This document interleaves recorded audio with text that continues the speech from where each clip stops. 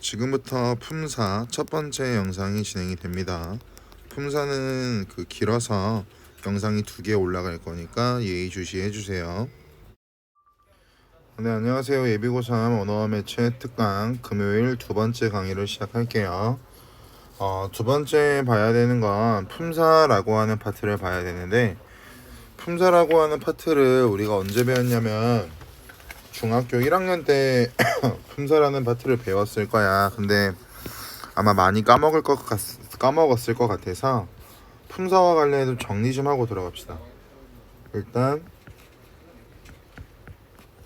품사의 정의, 개념을 먼저 알고 계시면 좋을 것 같은데, 품사라고 하는 건 결국 공통된 성질을 가지고 있는 단어들끼리 모아서 갈래를 지어 놓은 것을 품사라고 해. 그래서 이러한 품사를 분류하는 기준이 형태, 기능, 의미가 있다라고 설명을 하고, 중학교 때 봤던 거야. 형태를 기준으로 말하면, 형태라고 하는 것은 말 그대로 형태가 변한다, 가변어, 형태가 변하지 않는다, 불변어라고 설명을 해요. 형태가 변한다라고 하는 걸 활용한다라고도 설명을 하고요. 그럼 두 번째, 기능이라고 하는 것을 바탕으로 나누어 보면, 결국 기능이라고 하는 건 단어가 문장에서 어떤 역할을 하는가에 따라 나누는 게 기능이거든, 얘들아. 그래서 가변어에는 뭐가 들어가냐면 용언이라는 게 들어가고요. 여기 하나는 특이한 게 들어가는데 먼저 말을 해주면 서술격 조사라고 하는 게 이다. 그래서 여기 나와 있는 서술격 조사가 기능은 아니고 엄연히 따지면 의미와 연관된 부분이긴 하지만 한눈에 보기에는 이게 더 깔끔하기 때문에 여기다가 말을 한 거고, 서술격 조사 2라는 특이하게 뭐 예를 들어서 학생이다라고 한다면 앞에 나오는 학생이 채연, 명사죠. 뒤에 나와 있는 이다를 서술격 조사라고 설명하는데, 여기서 말하는 격이라고 하는 글자는 뭐라고 해석하면 좋냐면 자격을 부여하는 이라고 해석하면 좋아.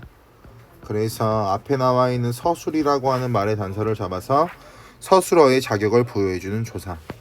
그래서 얘가 단순하게 학생이다로만 고정되는 게 아니라 학생인 남자이다 라고 한다면 여기 나와 있는 인이라고 하는 글자가 서술격 조사와 관형사형 어미가 결합을 해서 뒤에 나오는 남자를 꾸며주는 가변적인 성격을 가지고 있기 때문에 서술격 조사는 특이하게 가변어에 들어갑니다. 불변어에는 뭐가 들어가냐면 채연, 수식어, 관계연, 독립언이라는 게 존재하고요. 나뉘어지고요. 마지막 분류 기준은 뭐냐면 의미입니다.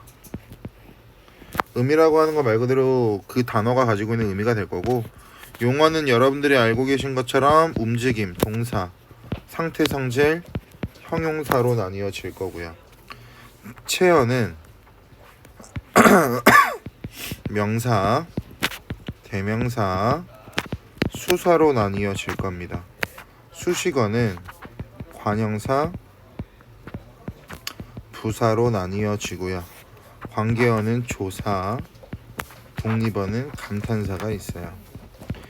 여기까지가 중학교 과정이에요. 중학교 과정. 그런데 고등학교 과정으로 들어가면 세분화됩니다. 동사를 다시 자동사라는 녀석과 타동사라는 녀석으로 나뉘는데, 자동사와 타동사를 분류하는 기준은 영어에서 봤던 것처럼 목적어의 유무라고 알고 계시면 돼요. 목적어의 유무. 형용사는 성상 형용사와 지시 형용사라고 하는 게 있는데, 여기서 말하는 성상이라고 하는 건 성질과 상태를 나타내는 거, 성질, 상태.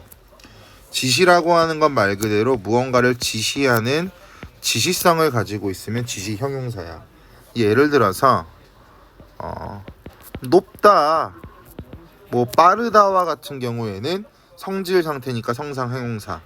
반면에 그거는 이러해, 이러하다, 뭐 저러하다, 이런 것들이 지시 형용사예요. 그래서 지시 형용사는 지시성을 가지고 있기 때문에 이그저라고 하는 지시성을 가지고 있는 대명사가 결합되어 있기도 합니다.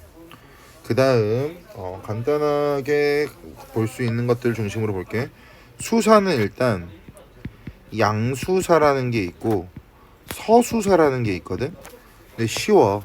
여기 나와 있는 서라고 하는 건 순서, 여기 나와 있는 양이라고 하는 건 말 그대로 수량. 그럼 문제를 내보자.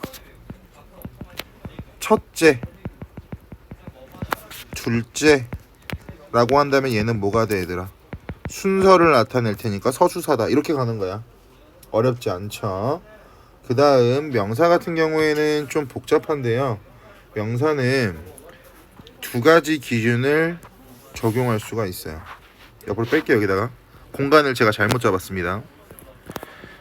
사용 범위에 따라서 명사를 나눌 수 있고, 자립성의 유무를 가지고 명사를 나눌 수 있는데, 자립성이 있으면 여러분들이 알고 있는 자립명사, 자립성이 없으면 의존명사라고 설명을 합니다. 고등학교 올라가서 좀 세분화되는 게 있어서 총정리 한번 하고 들어가는 게 좋을 것 같아서 별도로 정리를 도와드리는 겁니다. 이어서 갈게요. 그 다음 사용 범위에 따라서는 특정한 개체를 나타낸다, 고유명사. 반면에 보편적으로 두루두루 사용된다, 보통명사라고 설명해요. 책상, 보통명사죠. 반면에 뭐 북한강, 한강 이렇게 말을 한다면 특정 지역만 가리키는 거니까 고유명사가 되겠죠. 이런 식으로. 대명사 같은 경우에는 마찬가지 종류가 되게 많아요. 사람을 가리킬 때 인칭대명사. 대명사라는 말 생략할게. 무언가를 가리킬 때 지시대명사. 그리고 특이한 게 세 가지가 나올 텐데 이건 잘 봐야 돼. 제귀칭 대명사라고 하는 게 있고, 부정칭 대명사라고 하는 게 있고, 공간이 없으니까 옆으로 뺄게. 미지칭 대명사라는 게 존재합니다. 일단 여기서 말하는 인칭 대명사라고 하는 건 말 그대로 사람을 대신 가리키는 말을 말해. 나, 너, 우리, 너희, 당신 뭐 이런 말들 있죠. 그런 것들이 해당된다라고 보시면 될 것 같고요. 지시대명사라고 하는 건 사물과 장소야. 그래서 이것, 저것, 여기, 저기. 내가 말하는 거 모르겠으면 적어야 돼. 난 안 적을 거야. 제귀칭이라고 하는 건 앞에 나온 말인데 앞에 나온 명사를 다시 가리킬 때 사용하는 게 제귀칭입니다. 예를 들어서 저, 저희, 당신 이런 말들. 부정칭이라고 하는 건 아무나, 즉 랜덤이죠. 특정한 누구를 지정하는 게 아니야. 아무나 또는 아무 것을 표현할 때 부정칭을 써요. 뭐 이런 거죠. 누구든지 학원에 올 수 있습니다. 그럼 특정한 사람을 가리키는 게 아니라 불특정 다수를 가리키는 것을 부정칭이라고 하고, 미정칭이라고 하는 건 내가 알지 못하는 사람이나 대상을 가리킬 때, 예를 들어서 갑자기 집에 누가 노크를 해요. 그래서 누구세요? 라고 말할 때 사용하는 누구와 같은 것들이 미지칭 대명사라고 보시면 돼요. 초록 색깔로 쓴 것들은 처음 보는 거일 거라서 제가 공간이 좀 부족해가지고 필기를 하지 않았지만 제가 말하는 설명을 누락시키신 분은 다시 되돌아가 다시 들으세요. 꼭 잡아야 되는 거 중요한 거야. 관형사는요 형용사랑 조금 비슷해요. 성상 형용사가 있고 관용사가 있고 지시 관용사가 있습니다. 성상은 성질과 상태, 지시는 가리킬 때가 되겠죠. 어렵지 않을 거고. 또 뭐가 있냐? 마지막 수관형사라는 게 있어요. 수관형사, 수를 나타내는 거. 용언이라고 하는 부사라고 하는 건 크게 뭐가 있냐면 죄송합니다. 공간을 내가 너무 잘못 잡았다. 미안해. 사과할게. 부사라고 하는 건 성분부사라는 게 있고, 그 다음 문장부사라는 게 있어. 얘들아, 조금 더 깊게 들어가면 문장부사라고 하는 건 양태부사라고 하는 게 있고, 왜 이래? 미안해, 내가 아주 미숙해. 그리고 문장부사에는 또 뭐가 있냐면 접속부사라는 게 있거든. 이게 왜 이러냐? 뭐야? 접속부사라는 게 있어요. 여기서 양태부사라고 하는 건 화자, 즉 말하는 사람의 심리적인 태도를 나타내는 부사. 예를 들어서 설마, 과연 내가 성공할 수 있을까? 이런 것들. 반면에 접속부사라고 하는 거 말 그대로 문장과 문장을 이어주는 것들. 그래서 이런 것들이죠. A는 잘생겼다. 그러나 성격이 싸가지 없다의 그러나와 같은 것들. 이런 것들이요. 성분부사는 종류가 또 비슷하게 맞물려요. 성상부사가 있고요. 지시부사가 있고요. 부정부사가 있습니다. 부정부사는 뭐가 있을까? 안못. 지시부사는 이리 가 라고 했을 때 이리, 저리 가, 저리, 기타 등등등. 성상부사라고 하는 거 일반적으로 죄송해요. 너 잘생겼어. 넌 매우 열심히 하는구나. 이런 것들 있죠. 그래서 부사도 종류를 좀 알고 계시면 좋을 것 같고요. 조사 같은 경우에는 크게만 보면, 좀 옆으로 뺄게. 필기 중구난방이어도 이해해줘. 격조사라는 게 있고, 보조사라는 게 있고, 접속조사라는 게 있어. 그러니까 여기 접속조사라고 하는 건 두 개의 또는 왜 이래? 죄송합니다. 걔도 이상해지네. 두 개 또는 두 개 이상의 단어가 나왔을 때 그 단어를 같은 자격으로 이어주는 걸 말해. 예를 들어서 너랑 나랑 이라고 했을 때 랑, 또는 너와 나라고 했을 때 와와 같은 것들. 보조사라고 하는 건 앞에 오는 앞말에, 근데 조사는 항상 뭐랑 붙으니까, 체언이랑 붙으니까 앞에 오는 체언이라고 해석해도 되겠죠. 앞말에 특별한 의미를 더해주는 녀석을 보조사라고 설명하고, 격조사라고 하는 건 똑같아요. 앞에 오는 앞말에, 그럼 이 말이라고 하는 걸 뭐라고 생각해도 된다? 체언이라고 생각해도 된다. 앞말에 자격을 부여해 주는 거. 그래서 아까 저 도입부에서 이 격이라고 하는 글자를 뭐라고 해석하라고 그랬어? 자격을 부여하는 이라고 해석하라고 했잖아.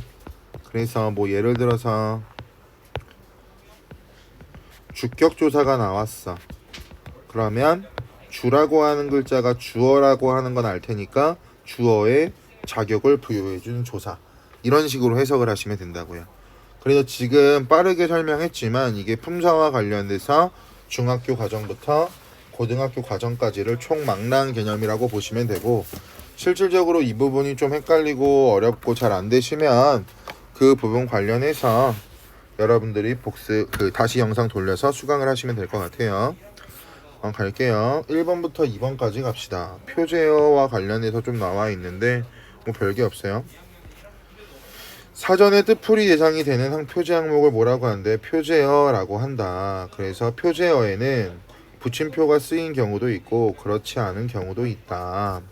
붙임표는 표제어의 문법적인 특성, 그리고 띄어쓰기, 그리고 어원 및 올바른 표기에 대한 정보를 제공한대. 그럼 이 붙임표가 하는 역할이 좀 중요하다라고도 볼 수 있겠네. 이어서 볼게. 표제어에 붙임표가 쓰이는 대표적인 경우는 다음과 같다. 첫째, 그럼 첫째는 어떤 경우인지 알고 계셔야겠죠. 접사와 어미처럼 자립적으로 쓰이지 않고 언제나 다른 말과 결합해야 하는 표제어에는 다른 말과 결합하는 부분에 붙임표가 쓰인다. 접사, 혼자 쓰일 수 없지. 연결 어미, 어간이 없으면 혼자 쓰일 수 없으니까 붙임표를 쓴다. 다만 조사도 자립적으로 쓰이지 않지만 조사는 단어로 인정되기 때문에 사용하지 않는다. 용언 어간도 자립적으로 쓰이진 않지만 어미 다와 결합한 기본형이 표준어가 되고 용언과 어미 다 사이에 붙임표가 쓰이지 않는다. 특이한 케이스들. 그래서 결국 문제에서 항상 다만이라고 하는 특별한 단서가 나오면 알고 있어야 된다. 둘째, 둘 이상의 구성성분으로 이루어진 표제어에는, 그럼 여기서 둘 이상의 구성성분으로 이루어진 표제어라고 하는 건 앞에서 봤던 직접 구성 성분이라고 하는 부분이랑 연결해서 생각하시면 좋겠네요. 붙임표가 한 번만 쓰인다 라고 나와 있고요. 복합어에는 복합어의 붙임표는 구성성분들을 반드시 붙여 써야 한다는 점도 알려준다. 뭐 어렵지 않을 거고. 한편 기원적으로 두 구성성분이 결합한 단어이지만 붙임표가 쓰이지 않는 경우가 있다. 그러면 여기 나와 있는 한편도 세 번째 케이스라고 보면 좋겠죠. 한글 맞춤법에서는 현대국어에서 새로운 단어를 만들지 못하는 전미사가 결합한 경우나 단어의 의미가 어근이나 어간의 본뜻에서 멀어진 경우에 해당하는 단어를 소리대로 적는 것을 원칙으로 하고 있는데, 이처럼 소리대로 적는 단어들은 구성성분들이 원래 형태의 음절로 나누어지지 않으니까 붙임표가 쓰이지 않는다. 무덤의 전미사 어문이라고 나와 있는데 이 문단은 위에 나와 있는 거랑 연결선상이니까 연결해서 보시면 되고, 노름이라고 하는 것도 마찬가지 위에 나와 있는 거랑 연결선상이니까 쭉 이어서 보시면 될 거라고 판단이 돼요. 그럼 1번 문제로 갈게요. 이 글을 읽고 추론한 내용이다. 적절하지 않은 것은 맨발에서 분석되는 접두사의 뜻풀이를, 그럼 여기서 말하는 이 맨이라고 하는 게 접두사가 될 겁니다. 됐죠? 표제요. 맨에서 확인할 수 있겠군 이라고 나와 있는데, 아까 말했던 것처럼 얘들아 이거죠. 첫째, 접사와 어미처럼 혼자 쓰일 수 없는 것들, 그걸 적용시킨다면 1번이 맞다라고 판단이 될 거고, 나만 비를 맞았다에서 쓰인 격조사의 뜻풀이로, 그럼 여기서 말하는 격조사라고 하는 건 뭐가 어떤 게 격조사야 얘들아? 여기서 격조사는 만을 뽑으면 안 되고 이 를만 격조사야. 여기 나와 있는 이 만이라고 하는 건 얘들아 보조사야. 특별한 의미를 더해주는 거.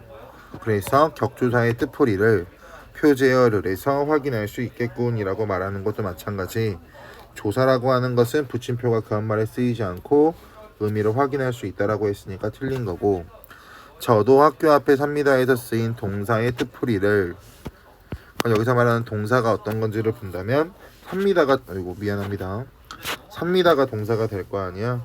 그럼 여기서는 어간과 어미가 결합한 거고, 삽니다라고 하는 거 원래 기본 형태가 살다가 되겠지.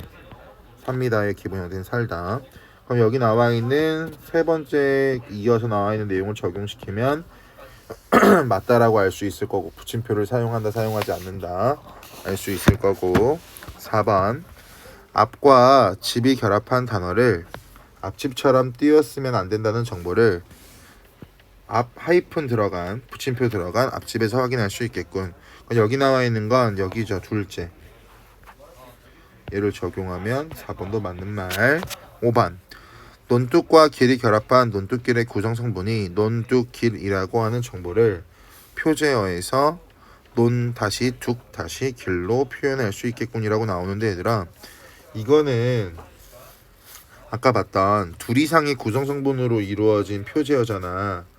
이때는 여기 봐봐, 가장 나중에 결합한 구성성분 사이에 한 번만 쓰인다라고 했지. 그럼 얘를 적용시켜 보면 여기 붙임표는 들어가면 안 되고 여기는 붙임표가 들어가야 되니까 정답 몇 번? 옳지 않은 거 5번이 되겠죠. 이 문제는 여러분들이 못 풀 수 있어요. 처음 보는 거고, 처음 보는 거를 분석하는 개념이지 내가 문법을 못해서 틀린 건 아니라고 생각하시면 될 것 같습니다. 2번, 기억에 해당하는 자료라고 나와 있는데요. 기억이 뭐냐면 이거죠. 단어의 의미가 어근이나 어간의 본뜻과 멀어진 경우. 자료는 조차, 자주, 차마, 부터가 쓰인 문장과 이 단어들의 어원이 되는 용언이 쓰인 문장들의 쌍이다. 그러면 의미가 멀어진 것을 찾아보시면 되는데요. 일단 갈게요. 조차라고 하는 단어의 어원, 즉 소리 나는 대로 적었으니까 원래대로 풀어주면 따라고 하는 말이 되겠죠. 여기 나와 있는 건 결국 무언가를 따라가다라는 의미가 될 거야. 여기 나와 있죠. 근데 여기 나와 있는 조차라고 하는 건 조찼다라고 하는 원래 기본 형태의 의미와 멀어졌죠. 즉, 첫 번째 문장을 A라고 하고 두 번째 문장을 B라고 했을 때 이 두 가지의 의미는 연관성이 많이 떨어진다. 그래 조차는 멀어진 단어다. 이렇게 보면 된다고. 자주가 어떻게 분석되는지 모르면 아래 거 보시면 돼요. 잦았다라고 나오죠. 그럼 여기서 말하는 잦았다라고 하는 건 빈번하다라고 해석하시면 되고, 이 자주라고 하는 글자도 빈번하다라는 의미로 해석이 될 테니까 얘도 A, 얘도 B라고 했을 때 이 두 가지는 조금의 연관성을 가지고 있겠네. 그럼 자주라고 하는 말이 들어가면 안 되고요. 참아라고 하는 글자와 참았다라고 하는 글자 있죠. 그럼 여기서 참아라고 하는 건 견디다라는 의미예요. 견디다. 됐어? 그리고 여기 나와 있는 졸음을 잘 참았다라고 하는 것도 견디다라는 의미라고 볼 수가 있는데, 얘들아, 여러분들이 여기서 헷갈리면 안 되는 부분이 있어요. 어떤 부분을 헷갈리면 안 되냐면, 나는 참아 그의 눈을 볼 수 없었다라고 나오잖아. 됐어? 그럼 여기서 말하는 이 참아라고 하는 걸 견디다가 아니고 참아라고 하는 건 어쩔 수 없이 뭐 이런 식으로 해석이 될 테니까, 견디다라고 하는 의미, 즉 A의 의미와 B의 의미는 상대적으로 다르겠죠. 참아도 멀어진 케이스가 될 거고, 붙었다와 붙어는 당연히 다르다라고 하는 건 알고 계실 테니까 붙어도 찾으신다면 정답은 4번이라고 여러분들이 찾을 수 있을 거라고 생각이 됩니다. 이해되셨나요? 이 문제 같은 경우에는 위에 나와 있는 자료에 사용된 내용들만 보시면 헷갈릴 수가 있는데 아래 예시가 다 나와 있기 때문에 뭐 크게 문제 없고, 이 참아라고 하는 말의 의미가 뭐 제가 좀 이렇게 어설프게 설명해서 헷갈린다면, 이 참아라고 하는 글자는 조금은 뭐 애틋해서 또는 안타까워서 감히 뭐 이런 식으로 해석되는 경향이 있거든요. 그래서 견디다라고 하는 말과 다르니까 정확히 잡으시면 될 것 같습니다. 품사는 다양한 방식을 통해서 문장 성분으로 실현이 될 거야. 어떻게 문장 성분으로 실현되는가 라고 나와 있죠. 그럼 기억 볼까요? 그럼 일단 여기서는 품사가 뭔지부터 분석해야 돼. 빵은이라고 하는 건 빵 플러스 은이 되겠지. 이 빵이라고 하는 건 뭐야? 명사지. 은이라고 하는 건 뭐야? 조사지. 근데 이 조사 중에서도 얘는 뭐냐면 보조사야. 됐어? 그럼 A 보세요. 1번. 명사가 격조사랑 결합한 거야? 아니지. 보조사랑 결합한 거지. 그리고 목적어로 쓰였다라고 나와 있는데, 목적어로 쓰였다라고 말하는 건 맞는 말이 될 거고, 이 보조사라고 하는 건 격조사가 생략된 자리에 들어가, 얘들아. 그래서 격조사가 종류가 굉장히 다양한데 어떤 격조사가 사용되는지 여러분들께서 알고 계시면 좋을 것 같습니다. 이어서 볼게요. 형은 아주라고 나와 있는데, 얘들아, 여기 나오는 아주라고 하는 건 뒤에 나오는 옛이라고 하는 것을 꾸며주는데, 이 옛이라고 하는 것의 품사는 뒤에 나오는 명사를 꾸며주니까 관형사가 될 거고, 관형사를 꾸며주는 건 부사가 되겠지. 그러면 부사가 관형사를 수식하는, 그리고 부사의 역할을 가지고 있으니까 부사어이다. 맞는 말이 될 거고, 어른이 돼서라고 나와 있는데, 얘들아, 이 돼서라고 하는 글자를 여러분들이 주의하시면 좋아요. 되다와 아니다 앞에 나오는 건 보어의 자격을 부여해주는 복격조사 이가가 결합된 보어거든요. 여기 주어라고 나와 있으니까 틀렸고, 4번. 명사와 어미가 직접 연결한다라고 하는 거, 결합한다는 것 자체는 틀려요. 그리고 얘를 쪼개 보시면 장미라고 하는 말과 서술격 조사 이다와 그리고 엇과 다가 결합된 형태이기 때문에 가운데 있는 서술격 조사라고 하는 존재도 기억하고 계셔야 되고, 여기 나와 있는 이 세라고 하는 게 여러분들이 가장 주의해야 되는데, 수사가 명사를 수식하는 관형어라고 나와 있는데요. 그 수사랑 수관형사랑 여러분들께서 구분을 해야 돼요. 근데 수사 뒤에는 일반적으로 뭐가 오냐면 조사가 오는 경우가 있고요. 조사. 됐어? 아니다. 미안해. 수사 뒤에는 조사가 온다고 단정 짓긴 좀 애매하겠다. 여기서 구분하는 방법은 뒤에 수관형사의 경우에는 뒤에 체언이 와요. 그래서 이 부분과 관련해서 접근하면 되고, 또는 또 하나 방법, 이 말이라고 하는 것을 뭐라고 하냐면 단위를 나타내는 단위성 의존 명사라고 설명하거든요. 그럼 결국 단위성 의존 명사니까 앞에 뭐가 와야 되냐면 관형어가 와야 돼. 그럼 당연히 세라고 하는 것은 수사이고, 수사라고 하는 건 관형어가 아니기 때문에 여기 올 수 있는 건 수관형사만 있겠죠. 이렇게 접근해도 돼요. 수 단위성 의존명사는 뭐가 있냐면 한 병, 두 병 할 때 병, 차 한 대, 두 대 할 때 대, 이런 것들이 단위성 의존명사거든. 그래서 오히려 단위성 의존명사로 접근하는 게 여러분들께 조금 더 도움이 되실 것 같습니다. 그 다음 오른쪽에 나와 있는 4번, 5번 갈게요. 아까 저희는 설명하고 넘어왔는데 여기 또 한 번 나와 있으니까 복습할 겸 봅시다. 단어를 공통된 성질에 따라 분류한 것을 품사라고 말을 하는데, 분류 기준 세 가지가 있다. 형태는 단어가 활용하느냐 활용하지 않느냐, 기능은 단어가 문장에서 하는 역할이다, 의미는 단어의 구체적인 의미가 아니라 단어 부류가 가지고 있는 추상적인 의미. 부류라고 하는 건 공통된 성질을 바탕으로 분류해놨으니까 그걸 단어의 부류라고 설명하겠지. 이러한 기준의 전체 혹은 일부를 적용해서 활용하지 않으며 사람의 이름을 나타내는 거, 뭐 활용하고 이런 것들은 문제 풀 때 나올 테니까.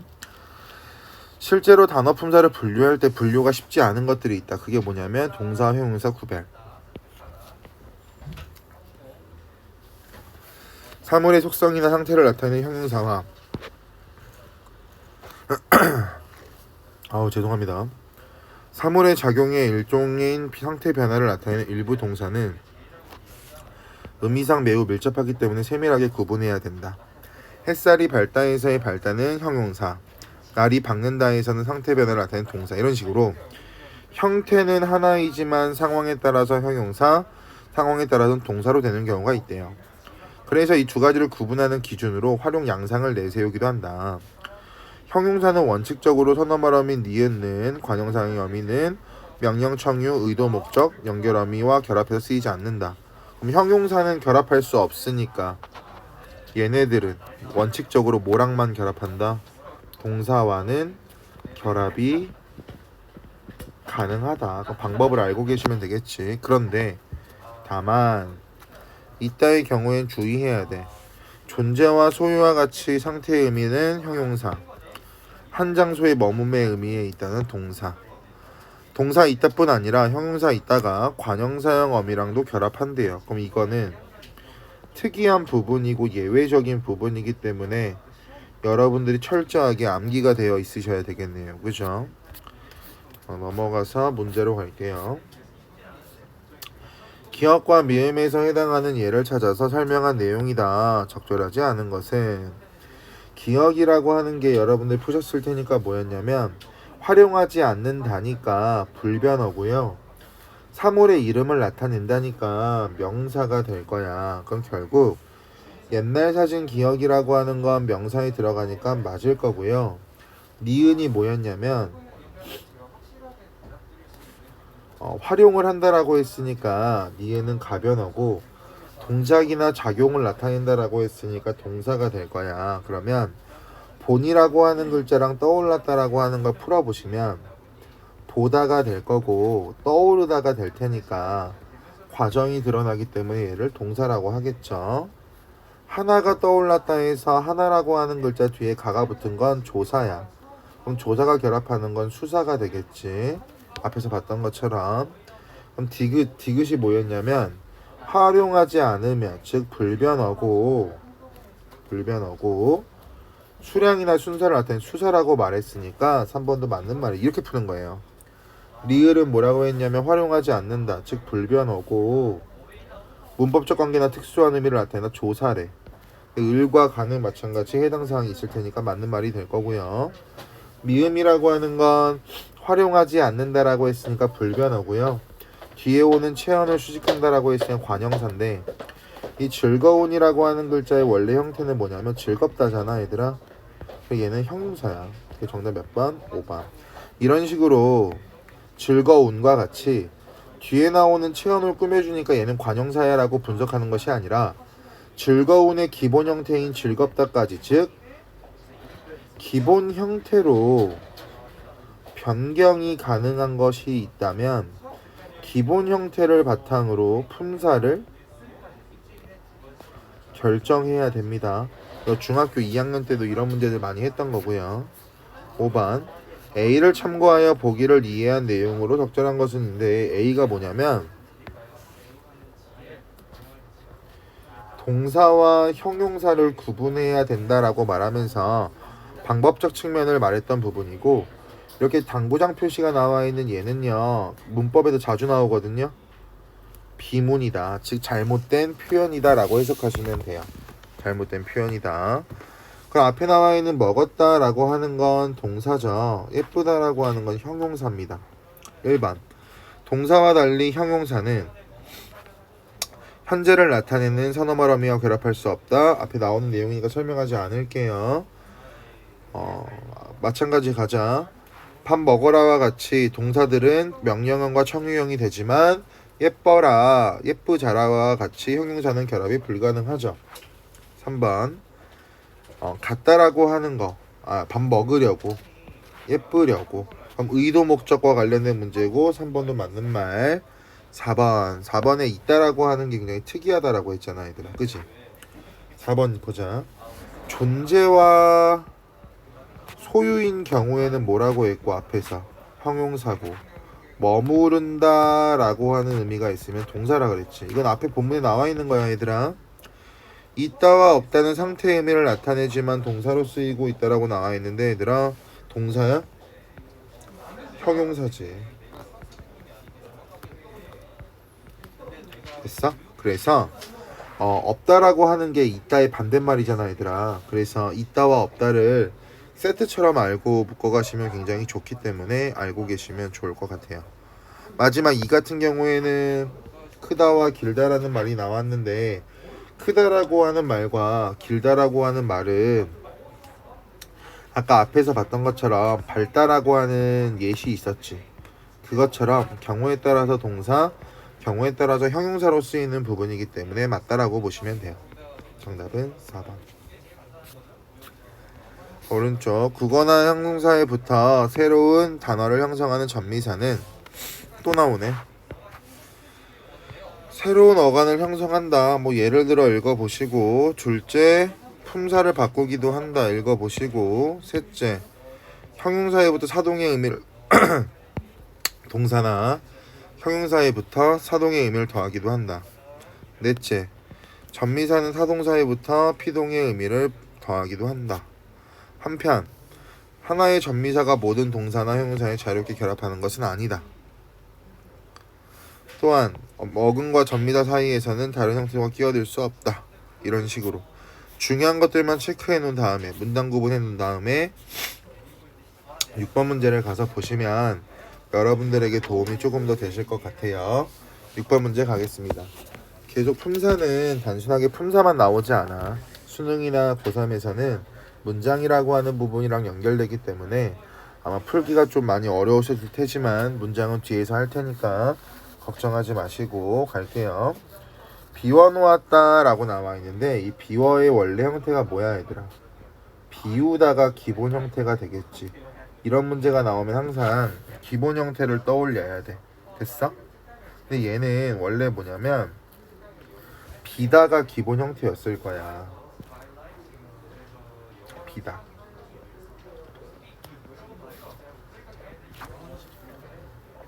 됐어? 그럼 가자. 비워의 어간은 시간의 빈다에서 비다의 어간과 같다. 그럼 여기서 말하는 비라고 하는 글자가 바로 여기서 말하는 어간이 되겠지. 맞아요? 그런데 여기서는 비우다라고 했을 때 특이하게 우라고 하는 녀석이 결합이 됐잖아 얘들아. 그럼 여기서 말하는 건 비우라고 하는 두 글자가 하나의 어간이 될 거야. 됐어? 아까 앞에 본문 보시면 녹이다 라고 하는 예문이 나올 겁니다. 그 녹이다를 적용해서 보신다면 비우다 라고 하는 게 비워의 기본 형태고 비우다 라고 하는 건 비다가 기본형이다 라고 알고 계실 수 있을 거예요. 하지만 비우다 라고 하는 건 하나의 단어로 형성되어 있기 때문에 비다에서 비가 어간인 것과는 구별이 되겠고, 2번 높이에서 형용사 높다의 어근 높에 전미사 이가 붙어 형성된 명사가 아니지. 뒤에 나오는 용언을 꾸며주고 있잖아. 즉 관형어를 꾸며주고 있으니까 얘는 부사가 되겠지. 시에서 놀이는 명사이므로 놀이 속의 놀은 서술어의 기능을 하지 못한다. 당연하지. 명사인데 어떻게 서술어의 기능을 하겠어. 이거는 불가능한 거니까 3번이 되겠지. 명사는 명사로서. 됐어? 끓였다의 어근에 붙은 이는 모든 동사에 자유롭게 결합한다. 상식적으로 모든 동사에 자유롭게 결합할 수 있는 건 없어요. 앞에 봤던 것처럼. 오시기는 오와 기 사이에 다른 형태가 끼어든 것이므로 명사야? 명사가 아니지. 얘는 원래 기본 형태가 뭐야? 오다라고 하는 말과 주체 높임 선어말음이 시 그리고 명사형음이 기가 결합된 거잖아. 그럼 얘는 당연히 용언이 활용한 거니까, 형태를 바꾼 거니까 우리 앞에서 뭐라고 했냐면 용언의 활용형입니다 라고 설명을 했을 거라고요. 기역과 니은에 해당하는 예로 적절한 것은 이라고 나와 있는데 여러분들은 이미 문제 푸셨고, 기역이라고 하는 건 뭐냐면 동사나 형용사에 전미사가 붙어서 사동의 의미를 나타내는 경우, 니은이라고 하는 건 타동사에 붙어서 전미사가요 피동의 의미를 나타내는 경우인데, 타동사라고 하는 건 항상 뭐가 있다라고 했어? 목적어가 있다라고 했잖아.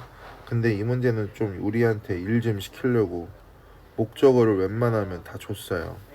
하지만 목적어가 나와 있지 않은 것들도 존재하잖아요. 그죠? 그런데 여기서 주의해야 될 게 있는데 뭐냐면, 타동사가 목적어가 있다라고 해서 나처럼 풀잖아? 다 틀린다. 다 틀려.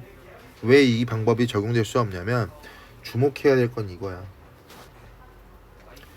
사동과 피동이라고 하는 걸 주의해서 봐야 되는데, 피동은 뭐냐면 주어가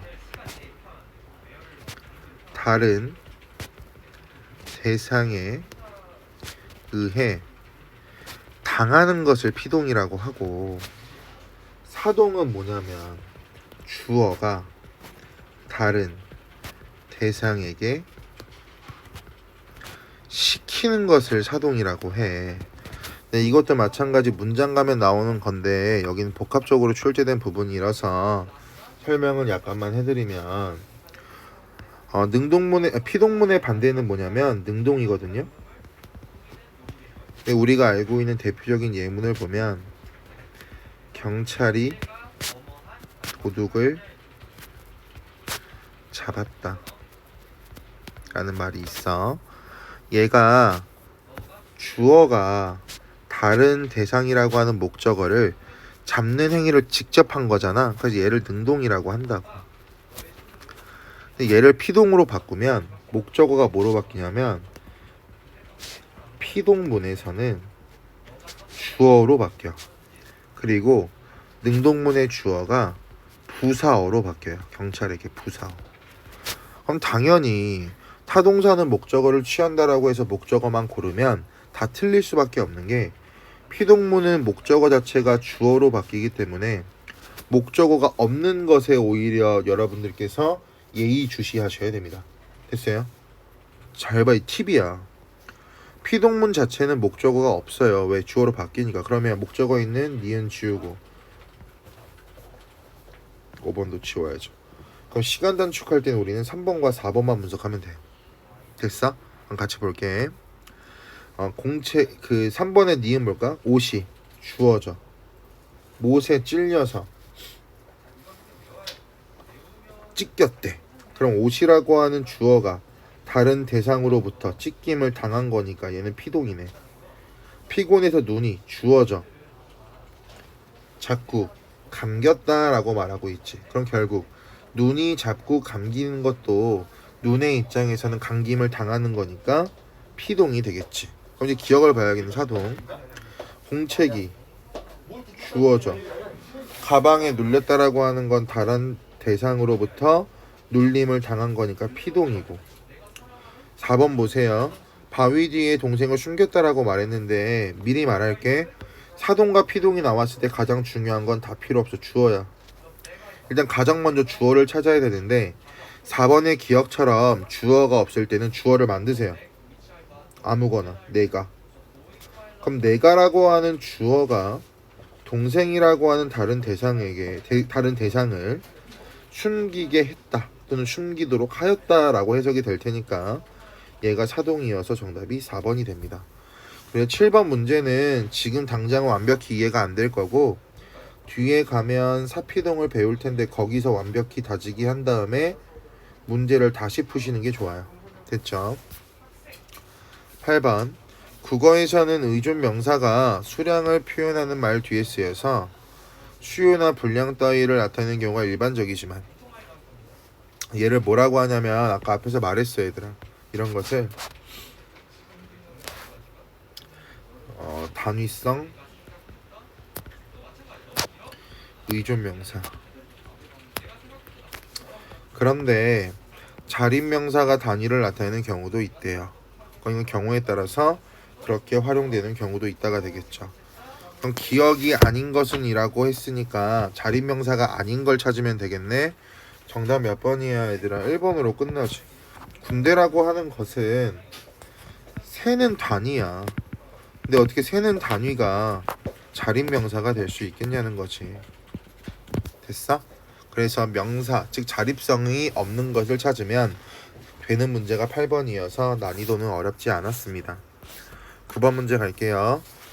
조사 중에서는 격주사가 있고 보조사가 있어. 격주사는 특정한 문장 성분에만 쓰인다. 보조사는 여러 문장 성분에 쓰일 수 있다. 그럼 공차가 되겠죠. 구분하는 거. 그럼 가자. 그럼 보조사가 아닌 것을 찾으래. 이거는 좀 외우면 좋은데 여기 정답은 3번이거든요. 이 한태가 격조사야. 근데 여기서 만, 은, 도까지라고 하는 건 특정한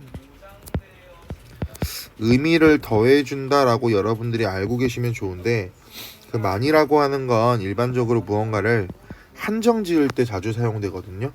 한정. 그리고 은이라고 하는 글자는 일반적으로 대조나 강조할 때 자주 쓰이는 보조사고요. 도라고 하는 것은 포함하는 느낌을 줄 거야. 까지라고 하는 건 여러분들이 알고 있는 것처럼 뭐 한계? 뭐 제한? 제한 기한이라고 하지. 또는 뭐 극단이라고 하면서 어떤가 리미트를 거는 개념을 까지라고 설명을 해요. 그래서 이 부분과 관련해서는 보조사의 특징을 여러분들께서 몇 가지만 알고 계시면 좀 효과적으로 알 수 있을 겁니다. 넘어가서 10번 문제 보시면 기억과 같은 품사가 하는 역할을 찾아봐라 라고 나오는데 아래 볼게. 형태는 같지만 품사가 다르대요. 그럼 여기서 달리기라고 하는 건 뒤에 조사가 결합했다라고 하는 특징을 알고 계시면 돼요. 기억은 달리에 전미사가 붙은 명사로서 조사는 명사랑만 결합 가능하잖아. 체현 관형어의 수식을 받고 있는데 니은은 동사로서 부사어의 꾸밈을 받고 서술어의 기능을 유지하고 있대요. 그럼 기역과 품사가 같은 것이라고 말하면 결국 뭘 찾으라는 거야 얘들아? 명사 찾아라야. 됐어? 근데 여기서 단순하게 명사라고 하면은 안 되고 관형어의 수식이라고 하는 조건까지 여러분들이 알고 계셔야 돼요. 왜냐면 이 웃음이라고 하는 것도 뒤에 조사가 붙어서 명사라고 하는 건 알 수 있겠지만 앞에 나오는 멋쩍게라고 하는 건 부사거든요. 그래서 가가 지워져 이렇게. 그렇기 때문에 연결관계를 정확히 알고 있어야 되고 얘는 관형어, 얘도 관형어니까 정답은 나다가 될 거고 이 자리라고 하는 것도 마찬가지 뭐야 얘들아? 부사잖아. 그치? 부사의 수식을 받고 있기 때문에 라도 해당 사항이 없을 거고요. 그래서 문제를 분석할 때 반드시 주어진 조건이 두 가지가 나올 수 있고 조건이 두 가지라면 확실하게 적용을 해야 된다. 그 다음 중학교 때 많이 했던 건데요. 아니 요의 요, 아이고 죄송합니다. 아니 요의 요, 아니의 반말 아니 오. 요와 오는 어떤 차이가 있을까? 우리 중학교 때 많이 좀 했던 거잖아 얘들아. 여기서 팁을 먼저 말씀을 드리면 여기 나와 있는 이 오라고 하는 건 종결어미라고 일반적으로 서술을 하고요. 여기 나와 있는 요라고 하는 것을 보조사라고 설명을 해요. 되셨어요? 그래서 이번 이 큰 틀을 잡아놓고 위에 나와 있는 문제 탐구를 보시면 뭐 아니의 요가 붙어서 된 말이다 뭐 이 정도 팁 잡으시고 아니요는 보어를 취하는 서술어로 쓰이는데 아니의 오가 붙었다. 단어나 어말 어미 등에 붙어 높임의 뜻을 더해주는 보조사인데 빠져도 성립한다. 그럼 니은의 기억에 들어갈 말 중에 적절하지 않은 것을 봐야 되는데 1번 어간에 붙는다. 아까 위에서 얘들아 오가 종결어미라고 했으니까 어간에 붙겠지. 선어말 어미에 붙는다. 일반적으로 어간이 나오고 경우에 따라서 선어말 어미가 들어가면 그 뒤에 종결어미가 이렇게 오는 게 일반적인 어간과 어미의 순서거든요. 2번도 맞는 말이 될 거고 평서문에 쓰이지 않는다라고 말하는데 얘들아 평서문에 쓰일 수 있죠. 일단 멈추시오 라고 말하는 여기 나는 주인공이 아니요 평서문이잖아요. 그죠? 정답 3번. 오가 빠지면 문장이 성립하지 않아요. 이게 보조사 요와의 차이야. 그리고 이 오라고 하는 게 종결어미라고 했으니까 종결어미는 당연히 생략을 할 수가 없겠지. 됐어? 상대방을 보통으로 높인다. 마찬가지 보통으로 높이는 기능도 가지고 있겠죠. 그래서 맞는 말이라고 보시면 돼요. 12번 갈게요. 글의 성격이 다른 하나는 이라고 나와 있습니다. 들이라고 하는 게 두 가지로 쓰이는데요. 첫 번째 복수의 뜻을 나타내는 전미사가 쓰이면 하이픈 주어가 복수임을 나타낼 때는 하이픈이 없어요. 됐죠? 근데 여기는 하이픈이 있는 건 명사나 대명사, 하이픈이 없는 건 체언, 부사어, 연결어미, 합성동사의 선행 요소, 문장의 끝 따위. 그러면 여기 나와 있는 괄호 안에 있는 것을 바탕으로 이 두 가지를 구분해서 적용을 해야겠지. 그럼 어서들 오세요 라고 말하는 건 얘들아 앞에 나와 있는 어서가 뭐야? 부사어잖아. 들이 없어도 어서 오세요 라고 사용이 될 거고 이 어서라고 하는 게 오세요를 꾸며줄 테니까 여기 나와 있는 들이라고 하는 건 부사 뒤에 붙었기 때문에 들 5번이 되겠지. 됐어? 좀 전에 밖에서 들 마시고 왔으니 그럼 밖에서 들이라고 하는 건 앞에 나와 있는 게 뭐야 얘들아? 이 밖이라고 하는 건 체언인데 에서라고 하는 건 부사격 조사거든요. 그럼 이 부사격 조사 뒤에 붙었으니까 마찬가지 들 5번이 될 거고 그런데 아이들은 어디 보냈나요? 라고 나와 있습니다. 여기 아이는 명사가 될 거야. 근데 아이들이라고 하니까 아이들의 수를 세고자 하는 게 될 거고, 여기가 들 아홉이라고 할 수 있겠죠. 나와서들이라고 말하는 건 와서라고 하는 글자가 아서라고 하는 연결어미가 숨겨져 있거든요. 그래서 들오라고 할 수 있을 거고, 만이라고 하는 것도 마찬가지 부사어니까 얘도 들오라고 하는 걸 알 수 있을 거고, 따라서 정답은 3번. 옛날 문제고 지엽적이라서 안 나올 것 같아요. 너무 쓸데없는 문제가 단어 쪽엔 좀 많더라고. 그래서 너무 스트레스 받지 마세요. 관형어죠. 잘 봐. 이 관형어라고 하는 건 관형사가 그대로 관형어가 될 수 있고, 관형어의 종류 좀 알고 있으면 좋아. 체언 뒤에 관형격 조사인 의가 붙어서 형성될 수도 있고요. 3번 용언의 어간 뒤에 관형사형 어미가 결합돼서 만들어질 수도 있어. 근데 우리 교재 보면 이거 말고 더 있거든. 근데 더 외울 필요 없고요. 관형격 조사의는요, 생략도 가능해요. 그래서 명사 단독으로 관형사의 기능을 할 수 있다라고 알고 계시면 좋을 것 같고요. 그냥 굳이 한 가지 더 추가하자면, 아까 우리 도입부에서 봤던 건데 체언이랑 서술격 조사가 결합한 학생이다에서 관형사형 어미가 결합해서 학생인 남자이다로 바뀌는 경우가 있다라고 했잖아. 이것만 알고 계시면 좋을 것 같고, 이와 관련해서 벤다이어그램처럼 그리면 결국 관형어라고 하는 건 굉장히 큰 범주가 될 거고, 여기 1번 들어가고 2번 들어가고 3번 들어가고 이렇게 4번 들어갈 거야. 이거 왜 알려주냐면 모든 관형어는 관형사이다 이런 문제들이 자주 나오거든요. 그런 문제 때문에 여러분들 해소하시라고 말씀을 드렸고, 이와 관련해서 적용을 하다 보면 5번이라고 하는 걸 알 수 있을 텐데, 각각 문장에서 생략할 수 없는 필수 성분이다라고 나오는데, 이 필수 성분은 주어, 목적어, 서술어, 보어, 얘네들을 필수 성분이라고 설명을 해 얘들아. 근데 이 구절은 온갖 실현으로, 온갖이라고 하는 말은 없어도 되잖아요. 그죠? 그리고 1에는 시기가 있는 법이니라고 말해도 상관이 없어요. 정해진도 필요 없고.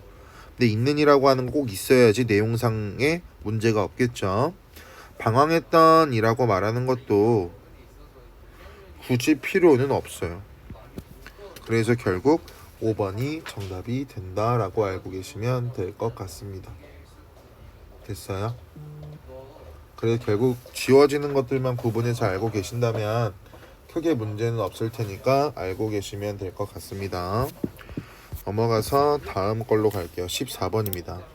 14번 문제 보시면 보기를 바탕으로 보기의 기억과 미음에 대해서 이해한 내용이다. 적절하지 않은 것은 이라고 나와 있는데요. 일단 여기서 보조용언이라는 말이 나왔고 본용언이라는 말이 나왔습니다. 그럼 이와 관련해서 여러분들이 보조용언이 뭐고 본용언이 뭔지 알고 있어야 되는데, 보조용언과 본용언이 나오는 경우는 어떨 때 나오냐면, 용언의 경우에 용언과 용언이 결합을 해서 하나의 용언을 이루는 복합용언 또는 합성용언이라고 설명하거든요. 경우가 있어요. 이렇게 되면 본용언과 본용언이 결합한다라고 설명하는 경우도 있고, 본용언과 보조용언이 결합하는 경우가 있다라고도 설명을 해요.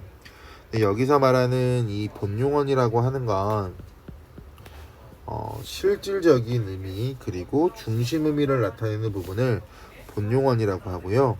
보조용언이라고 하는 건 본용언 뒤에 결합을 해서 보조적인 역할을 하는 것을 보조용언이라고 해. 그래서 용어 관련 개념 먼저 제가 잡아드린 거고요.